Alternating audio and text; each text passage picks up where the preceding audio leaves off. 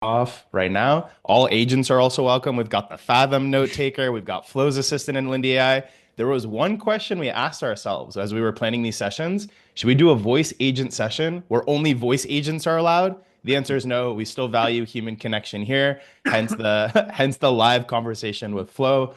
Welcome, Flo. I'm Michael. Right now, we're building out different sprint programs to people who have no background in coding or building product to build their first voice agent, and that would not be possible without platforms like Lindy AI. So I won't take too much time, but just quick shout out to Flo and the team going through their Slack. They respond to tickets, bug requests within a day, which is amazing to see. They care about the customer experience.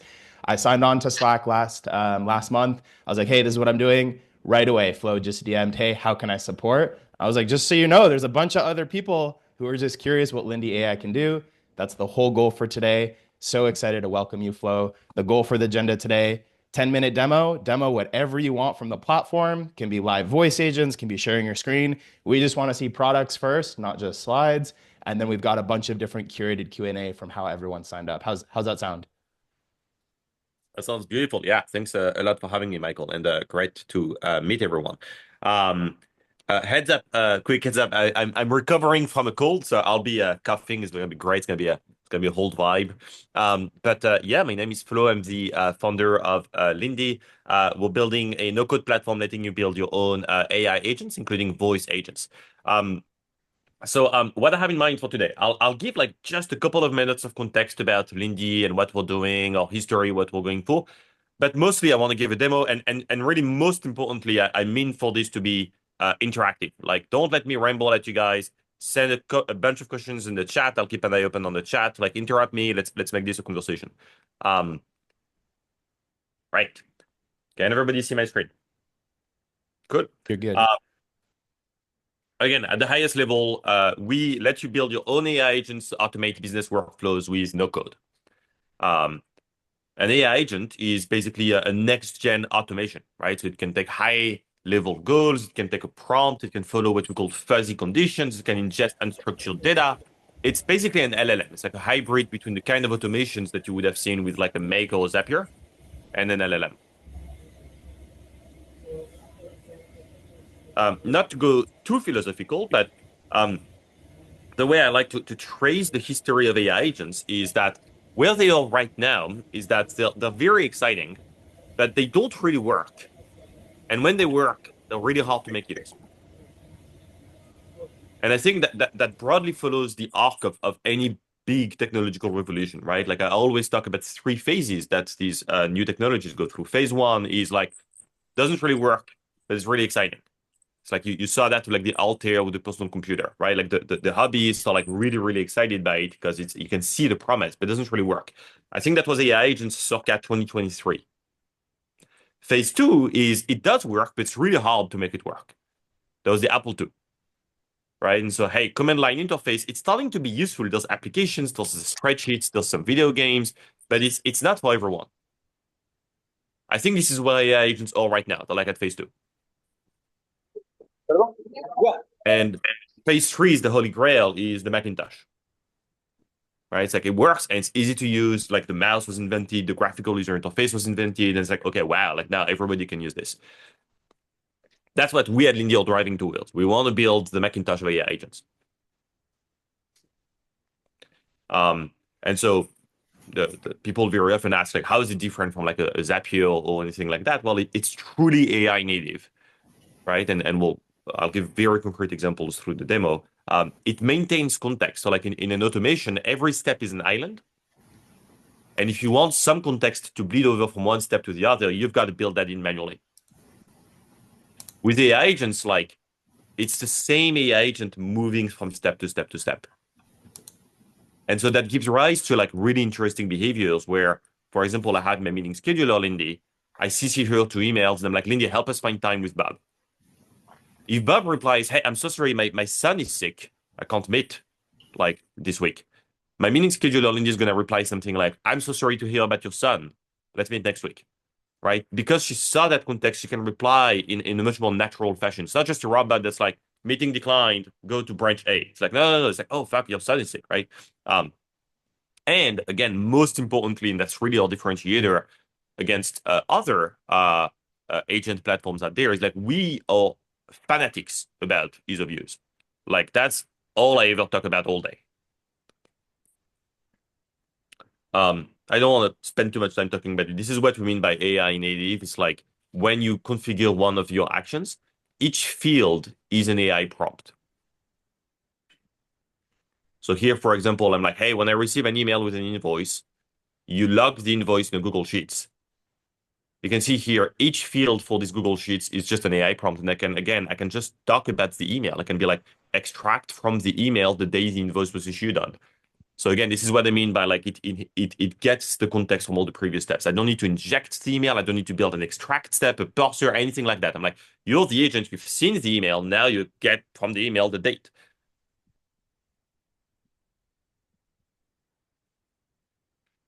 The maintain context, I mentioned that like because it maintains context, it can have these back and forth conversations. This is not something you can do with like a legacy sort of automation, something that agents do very natively because they see the entire history of the conversation. One killer apps for AI agents is phone calls. I think the reason why it's such a killer app, by the way, is because it's the first time you can truly automate phone calls. So like voice agents are like blowing up. They're like half the business basically. Because every minute that you spend on the phone as an agent is a minute that a human would have spent on the phone. So like the ROI is massive, right? And we're seeing applications across a bunch of industries, but even like we have like restaurants using us or like plumbers using us, right? Because you're a plumber, you're plumbing, like you're not picking up the phone all day. And while you're plumbing and you miss out a phone call, that's like business that you're missing out on, right? So we're seeing a lot of use cases for phone calls. Gonna jump into a demo, but first, Michael told me that this would be a technical audience. So I'm an engineer myself, so I'd love to indulge a little bit on like the technical details of phone calls. That's like the business stuff. You know, it scales infinitely. You can offer 24/7 365 support. It costs 20 cents a minute. Supports a bunch of languages because LLMs are awesome. The technical details, like this is how it works under the hood. So it's a pretty typical pipeline for voice agents. Like it starts with Twilio that like establishes the VoIP, the phone communication. Then we transform the sound forms that Twilio sends our way into text. So we use DeepGram for that. Everybody always talks about Whisper. In our benchmarks, actually, Whisper does not perform as well as DeepGram. We use DeepGram Nova model. They're actually releasing Nova 3 right now, which is killer. And DeepGram streams and Whisper does not stream. So for anyone out there building AI agents, DeepGram is way better than Whisper. Then we feed that to an LLM. We're like model agnostic. So you can pick, and again, I'll give a demo, but you can pick which model powers your AI voice agent. And then we transform the text returned by the model back to speech. For that, we use 11 Labs, and then we go back to Twilio. I am keeping an eye on the comments. Good. All right, let's give a quick demo. I will again like just to show off a little bit the ease of use of the platform because again that's what we care about here. I'll basically create a new agent from scratch here in like 2 minutes. So I'm gonna start a new agent and what I'm gonna do is so I'm seeing a question here. Can we provide the context to the phone call pipeline like a file for RAG? Absolutely. We have this like search knowledge base feature. That's basically RAG. So when you click on it, you can select what you want to RAG over. And right now we support like you can upload PDFs, you can like ask Lindy to like crawl your website, you can like have your Notion, your Google Drive, you can have all sorts of information. For now, I am going to create an agent that roasts someone. So I'm going to have. Well, actually, why don't I create an agent? I like this example of like it's an Elon Lindy. Like it calls you every week and it asks you what did you get done this week. Okay, so I'm gonna start this agent with usually it would be like a timer trigger. Say, hey, you wake up every week, but here I'm just gonna trigger it manually by chatting with it. Um, and I'm just gonna give it like a Google Doc where it's going to like keep notes of the calls that it's having. So Elon Lindy. and I'll just make it think that it called me a week ago. And so cold flow, plans for next week, give a presentation about voice agents. I'll just keep it super simple like that. So I'm gonna make it receive a message, and then I'm gonna make it consult its Google Doc.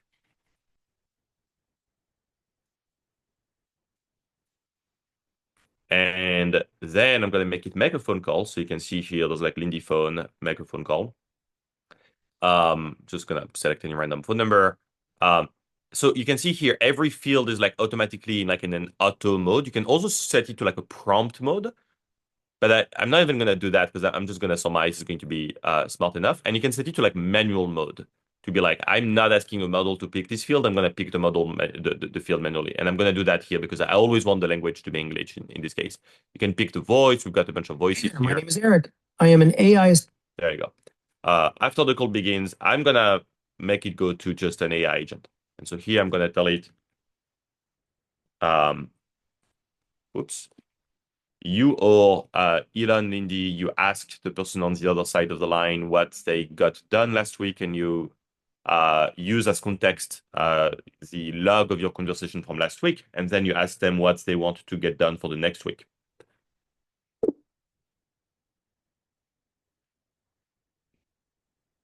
You ask the person what they got done last week, you use this context the log of last week, then you ask them, there you go. That's it. And then after the call ends, I'm gonna make it log in the Google Docs. So update document. I'm gonna give it the same thing here and log the summary of the conversation you just had. Yeah. And like prefixed with today's date, formatted as yyy.mm.dd.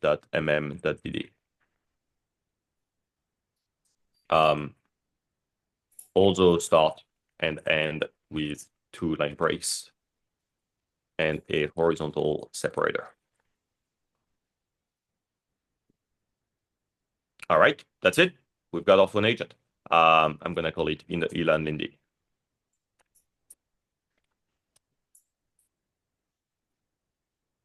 All right, I'm gonna run a test. So I'm gonna be like call flow at this number. And I'm gonna take my phone out of airplane mode, like do not disturb. All right, so I'm receiving the phone call. I'm gonna put myself on speaker. Hello. Hi, Flo. This is Elon and Lindy calling.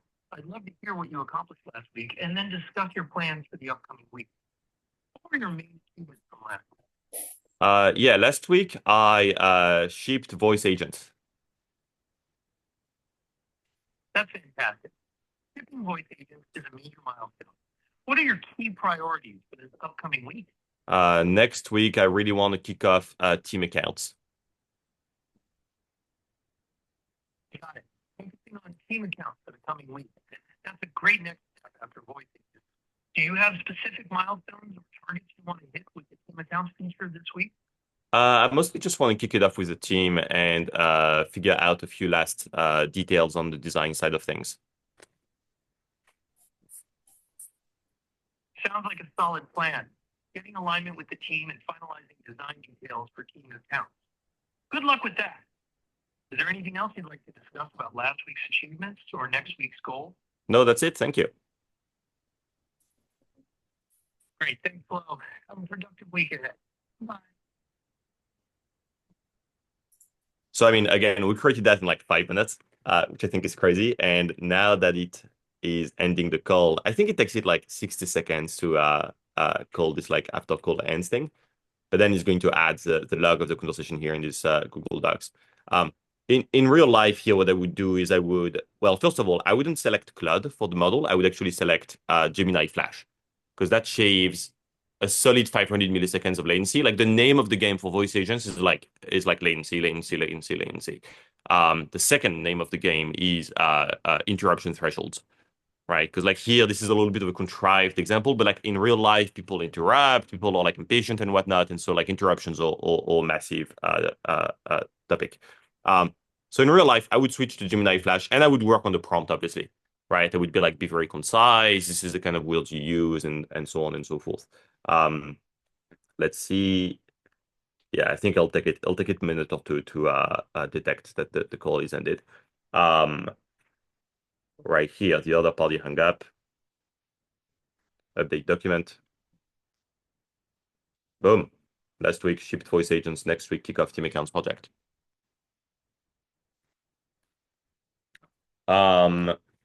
All right, I'm looking at the questions. Would love to hear some cool case studies they're thinking of. Um, Case studies. Let me see. I don't know if we are like actually at liberty to talk about them because we're under NDA with a bunch of our customers, but like we are working with some pretty large companies. One of them is actually like a public company that we signed recently.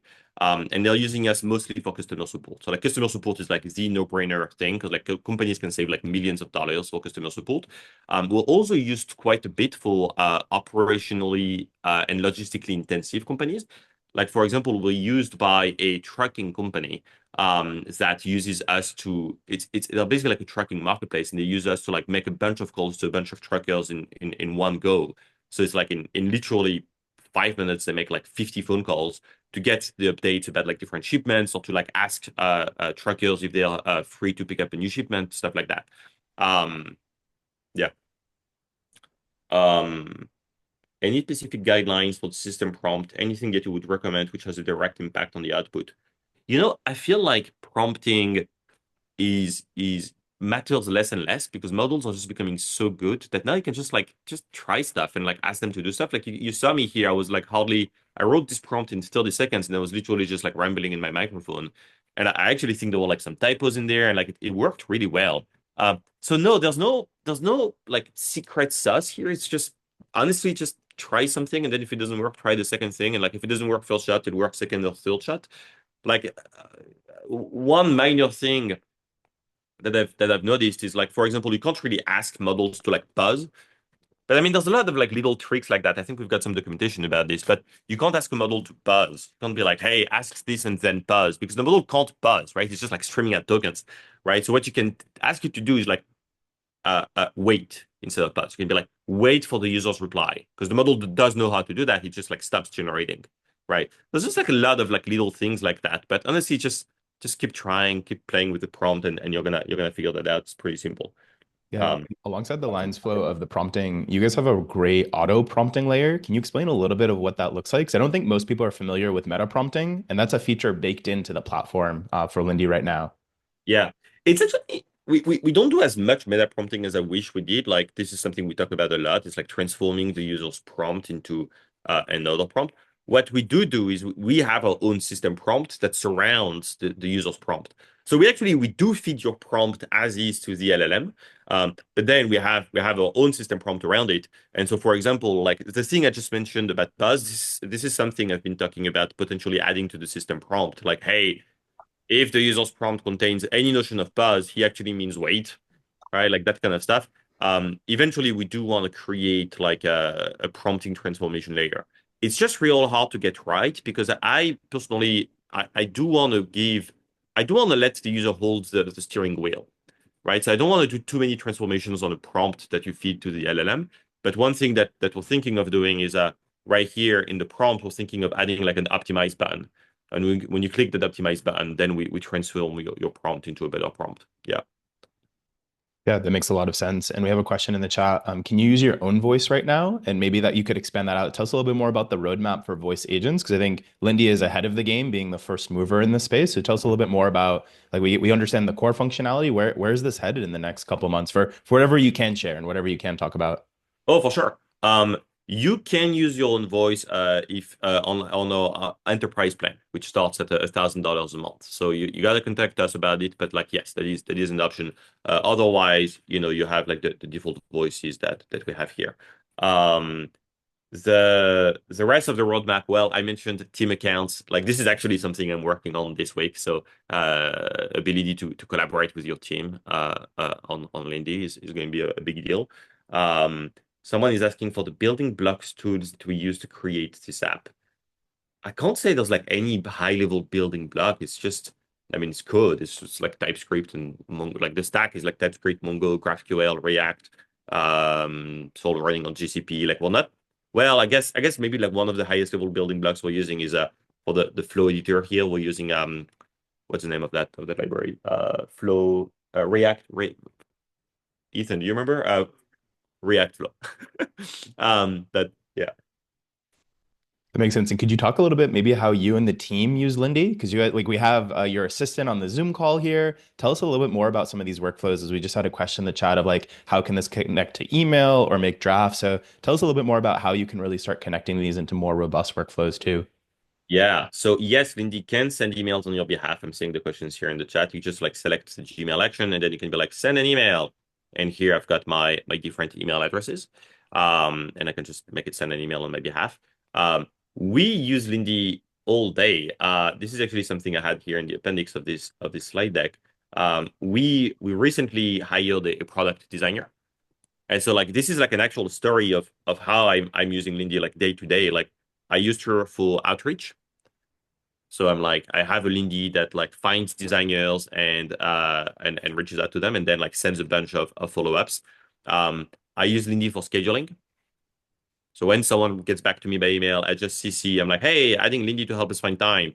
And then Lindy's like, hey, can you do any of these times? And if the person says yes, then she sends a calendar invite. I use Lindy for meeting recording. So she is right now in this meeting, and then it's really convenient because of the RAG module. I'll share what this Lindy looks like right now. It looks a bit intimidating. It's a big Lindy because I've kept adding to it over the months, but at a high level, it's pretty simple. It's like when a meeting starts, you record the meeting, and then you send me the summary. Right? It's pretty simple. But the really cool thing is it actually creates Google Docs with the notes of the meetings. And then you can see it's got a RAG module here. So it's like when I send it a message, there's this condition here that goes like, if I'm asking you a factual question about the past meeting, then you search your knowledge base, which is this Google Drive folder here, right? Because it's creating this Google Docs in my meeting notes folder. Right. And then it's answering my questions. So it's becoming a second brain. I can't tell you how invaluable this has become because she's attended thousands of meetings by now, like literally thousands. And so whenever we're releasing a new feature like team accounts, I can be like, hey, who's wanting team accounts and why? Right. And she can just reply to this question. So meeting recording is a huge one for me. You can ask follow-up questions about any of your meetings. She sends me feedback about the meetings. Again, because she's an agent, she can have this back and forth conversation about the feedback. I could go on and on, but I mean, like we use it for customer support. Like our own internal Lindy bill is like in the thousands of dollars a month. It makes a lot of sense. Could you share when thinking about voice? I think phone calls make sense, and people can imagine when you're on support with a customer, when you're trying to schedule an appointment or do check-ins. Those are kind of obvious use cases. What are some non-obvious use cases where voice really starts taking advantage over things like a chatbot or a website or like general text interface? What are some different use cases that have really delighted you or impressed you just when thinking about using voice in general? I have noticed, and I think this is why this trucking company is using us, is because their customer base is like one, they're on the go, right? Two, the use case is time sensitive. And three, it's an audience that is slightly less tech savvy, right? So anytime any of these three, let alone all three of these criteria are met, like voice is really strong in my experience. I'm looking at the questions. Do we have a trial? We do have a trial. So if you sign up, we are going to collect your credit card, but like the plans start at like $50. And even when we collect your credit card, we don't take any money immediately. It's like a 2 weeks trial and you can cancel. And if you cancel during these 2 weeks, like no money is taken out. Um, will the AI generated by Lindy be classified as spam? Not in my experience, and insofar as it is, that's not going to be because of the email that Lindy wrote. It's going to be because of the volumes that you're sending. So if you do use Lindy to send emails via Gmail or Outlook, like don't do it too much. Don't send more than like 30 or 40 per day. Where do you see customers hitting friction because their use case is too complicated for a no-code tool? Yeah, let me think. Well, I would say today that the points of friction are either coming from the user's own ability to use Lindy, and that's not their fault. It's like we've got to make the product like easier to use, and so we do offer implementation services. Like we charge like it starts for like the enterprise plan at like $1,000 a month, and we have a partner program. Uh, whoops. So if you go to lindy.ai /partners, you can see we've got dozens of people who charge to implement Lindy's. Um, so that's one bucket. Honestly, that's like the main bucket. Sometimes we're missing integrations. So we just people want to do something and we can't do it. That's more and more rare, but it does happen. We do have a lot of integrations coming online pretty soon. And this year we're going to have computer use, which is going to be rough around the edges at first because it's a new technology. But like once we have that, then like in theory, at least Lindy can do everything. Um, is there a good templates area where people can share? I see someone already answered yes. Oh, thank you, Michael.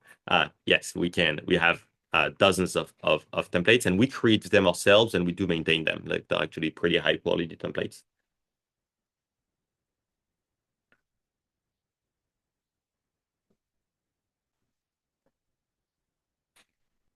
We had one question around transcripts coming in. Could you actually show us how, for that phone call you took, how that gets saved on the back end so people can see that like the voice interactions are there too, not just the output for the Google Drive? Yeah, absolutely. So you can see here when the call is over, you can re-listen to the entire call. Hello. Hi, Flo. This is Elon and Lindy calling. I'd love to hear what you accomplished last. And you can see the entire transcript here.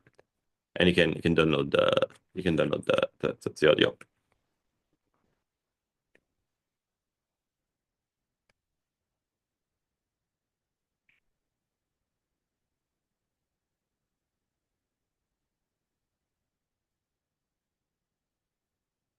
Right. Any other question? We have another question coming in around like different accents and how that might impact in performance with customers using it. And so I think one way to kind of ask this question is these tools are brand new. A lot of this functionality is brand new. How can different users and customers think about building these voice agents where it's experimental and they don't want to just roll it out in terms of all of their customers, but they have to get some kind of data to see like which accent might work, which prompts might work. Maybe speak a little bit to like how that experimentation mentality works when building something so new. Yeah. Well, I mean, as you can hear, I myself have an accent. It's barely detectable, I know, but it's there. And so it's. I mean, here it was flawless. Like I think it literally picked up every single word perfectly fine. Um, Even when it makes mistakes, like that's the beauty of LLMs is like they're really good at like glancing over the mistakes. Like they understand, they can like fill in the blanks. Um, um, Otherwise, like. I mean, what was the second part of your question, Michael? Like the experimentation framework or How yeah, something? how would you go about rolling this out? Let's say you've got a customer base of 500 people and you don't want to roll it out right away. Do you think of Yeah, it in terms of like early pilot access, so your super users, it's invite only? Do you think of cohort rollouts? Just maybe like a mental model for how to roll it out so that you can get those data points as an owner or product leader before just letting it wild. yeah. Well, if you have like an A/B testing framework, or like if you have a way to like selectively expose a different phone number to like a certain percentage of your audience, like that's the best way to do it, right? So it's like do start rolling it out to like a well, first of all, obviously do a lot of testing yourself and we help you with that. So it's like just like call your Lindy and try a bunch of things, like keep breaking it and iterating on it. And then like little by little roll it out to like a greater and greater percentage of your business. Makes a lot of sense. Really appreciate you making the time flow. Love the demo going from zero to active voice in less than 5 minutes. Man, people are going to be watching this recording for days to come to make it their own. Final question for you. What's one piece of advice you would give anyone building voice agents for the first time?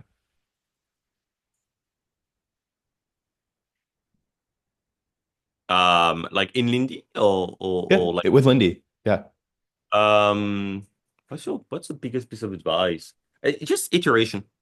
Just iterate a lot. Like don't expect it to work like 100% first time, but you can see even first time like it works like pretty darn well after 5 minutes. But like don't get discouraged if like it's like it's not doing the right thing immediately. Like it'll take you like a little bit of a few cycles to like really get it right. Awesome. And I lied. There's one last question. Does it support multiple languages? We have Spanish, Romania, German in the chat. So I'm guessing the foundation models support different languages, but want to hear from you, your take. It does. We support 30 languages. Awesome. Thank you so much, Flo, for making the time. It was great demo. Great to have you. And for anyone who wants to build, tomorrow we have a full build day. You can build your own voice agents, get feedback. Well, that'll be in your email as a follow-up. So thanks for making the time, Flo. We'll send you what gets built with Lindy. Take care. All right. Thank you so much. Bye. See ya.